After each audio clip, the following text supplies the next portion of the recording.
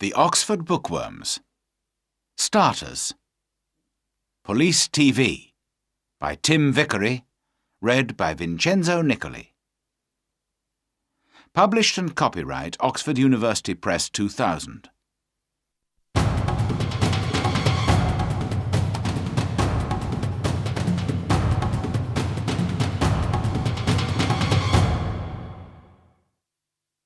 Chapter 1.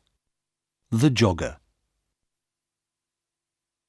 Dan and Sue are police officers in London.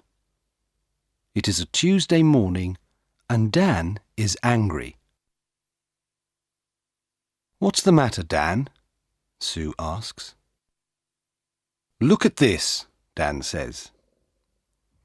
"Every day someone steals money from people near the shops. We must stop this."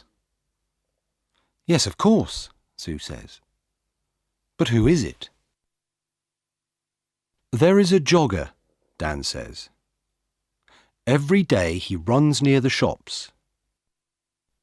Sometimes he runs into people. Perhaps he steals the money." "OK," Sue says. "Let's go to the shops. Perhaps we can see this jogger." They sit upstairs in a window over the shops. Dan has a radio. They watch the people in the street. "Look," Sue says. "There's the jogger." The young man runs into an old woman and she falls down. The jogger puts his hand on the old woman's arm. "I'm sorry," he says. "Can I help you? Here's your bag." Then a young woman shouts at him. "Don't run here," she says. "It's dangerous. Go away." The young man runs away. Dan talks in his radio. "Quick, stop him. He's running up North Street." A police car stops the young man in North Street. "Are you okay now?" Sue asks the old woman. "Yes, thank you." "Where is that nice young woman? I can't see her now." "Have you got all your money?" Sue asks. The old woman looks in her bag. "No, I haven't. My money's in my purse. But my purse isn't here." "OK, Sue," Dan says. "Let's talk to the jogger." "Who are you?" Sue asks the young man. "My name's Peter Jones. Why? Who are you?" "We're police officers." "Why do you go running past the shops every day?" "Why not? I like running." "OK," Dan says. "Let's look for the money." "What money?" Peter Jones asks. "What are you talking about? I never take money with me when I run." Dan looks for the money, but he cannot find any. "Can I go now?" Peter Jones asks. "OK," Dan says angrily, "but don't come back." "Why not?" Peter asks angrily.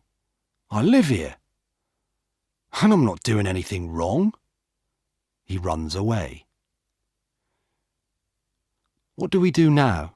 Sue asks. "Where is the old woman's money and her purse?" "I don't know," says Dan. "Somebody has it. But who?"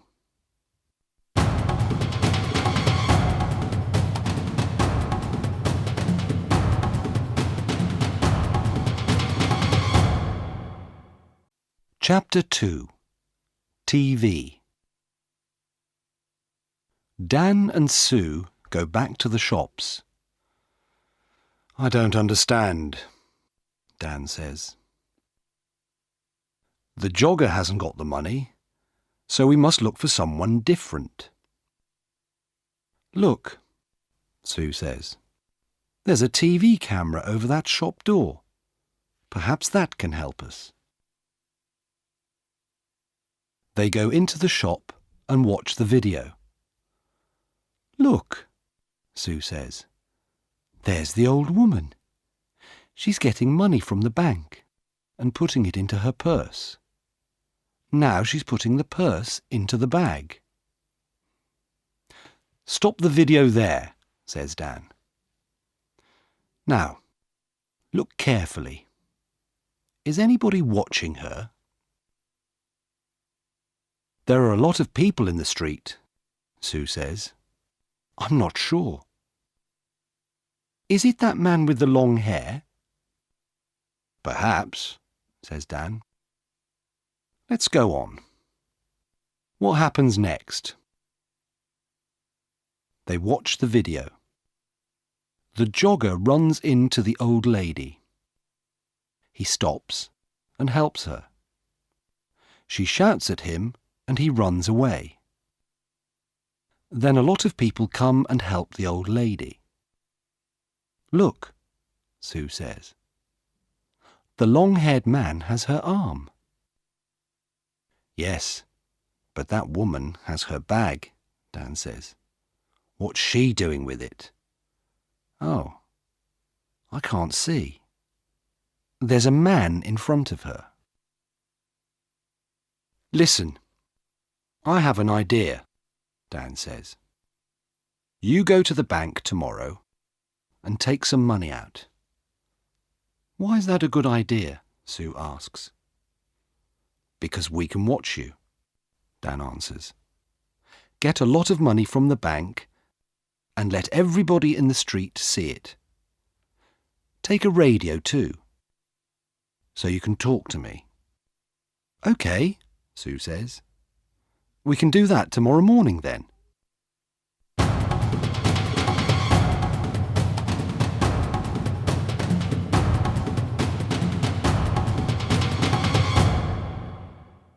Chapter 3. Help me, quick.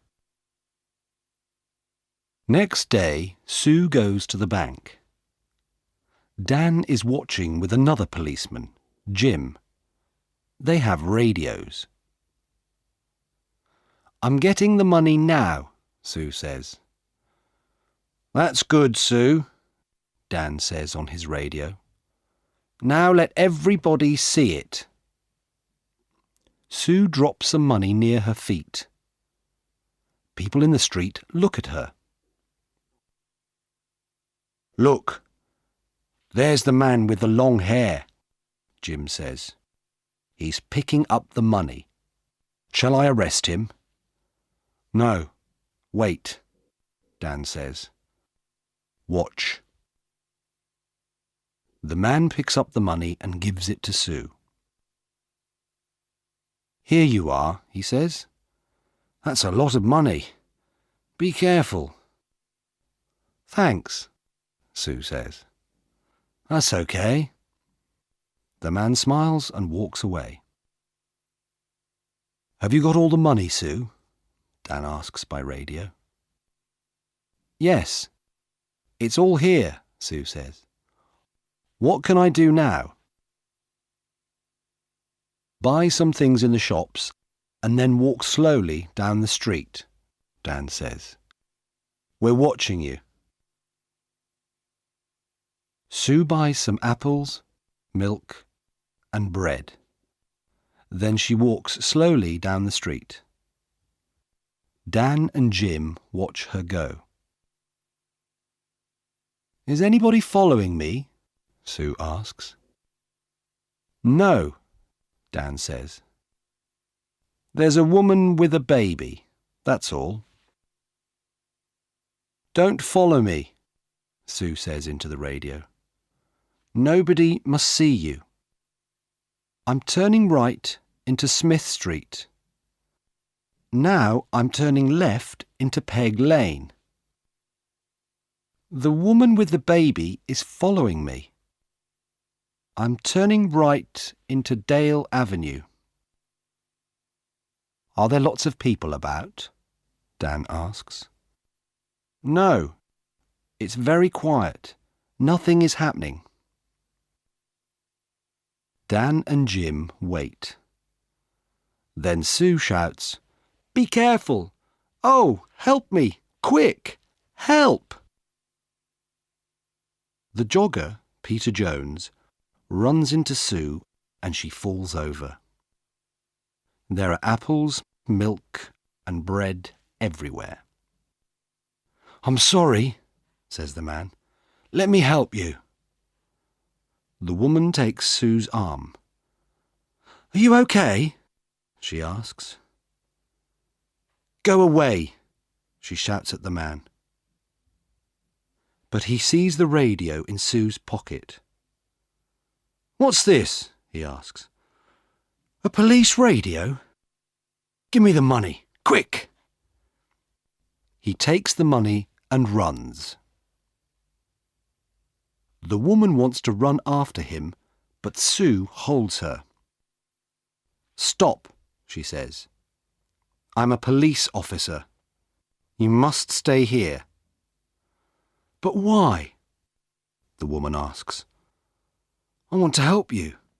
That man has your money. I haven't got it." "Is he your friend?" Sue asks. "Where does he live?" "I don't know," the woman says. "I don't know him." "Who are you?" Sue asks. "Where do you live?" Linda Wilkes. I live at 14 Old Street."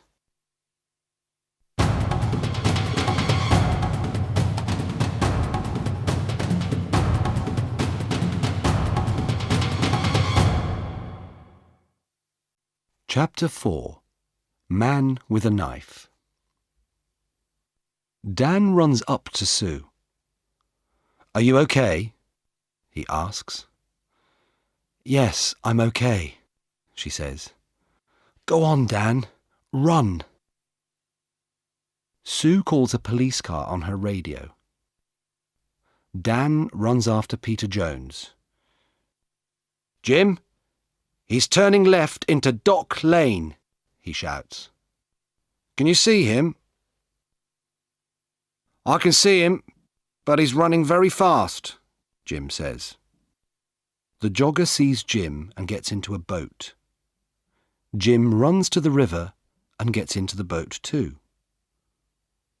"Stop," Jim says. "I'm a police officer." "Oh, no!"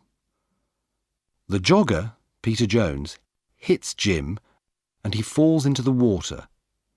The boat goes across the river. Dan helps Jim out of the water. "He's going into a cafe," Dan says. "Come on, let's run to that bridge." They go across the bridge and run to the cafe. Jim goes behind the cafe and Dan goes in. "Is he in there?" Jim asks on his radio. "Yes," Dan answers. "Jim, he's coming out." "Stop," says Jim. "I'm a police officer." But Peter has a knife in his hand. Jim holds out his hand. "Give me the knife, Peter." "Stay back," Peter says. "I can kill you with this." Jim can see Dan in the door behind Peter. Dan walks out of the door very slowly and quietly. "Come on, Peter," says Jim. "Give me the knife." Dan takes Peter's arms from behind, and Jim takes the knife from his hand. Dan finds the money in Peter's trousers.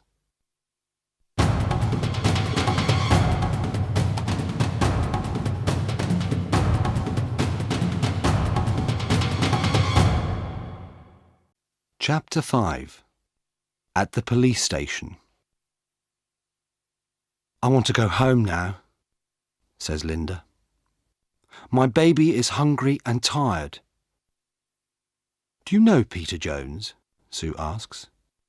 Do you and Peter steal money from people? No, I don't know him, and I never steal money. Do you know this woman, Peter? Dan asks.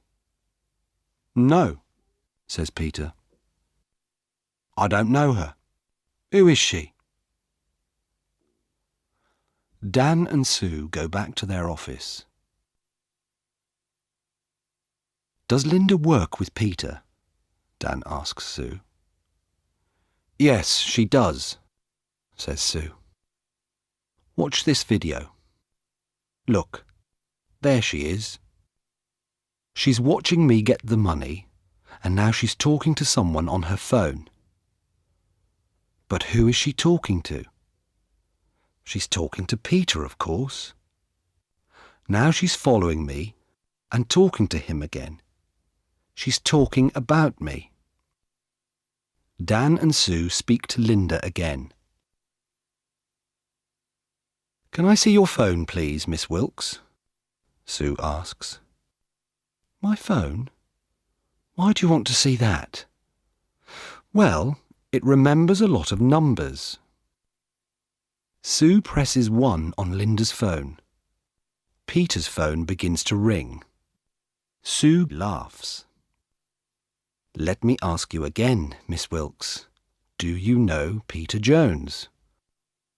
Well, yes, OK. I know him. But I don't steal money. Sue and Dan take Linda home. They go into her house. There's £200 under your bed, Linda, Dan says. And look, this is the old lady's purse. This is a nice photo of you and the baby, Sue says. But who is the man? Is he the baby's father? OK, it's Peter, says Linda. And yes, I do steal the money. I'm sorry, OK? No, Linda, it's not OK, Sue says. It's not OK at all.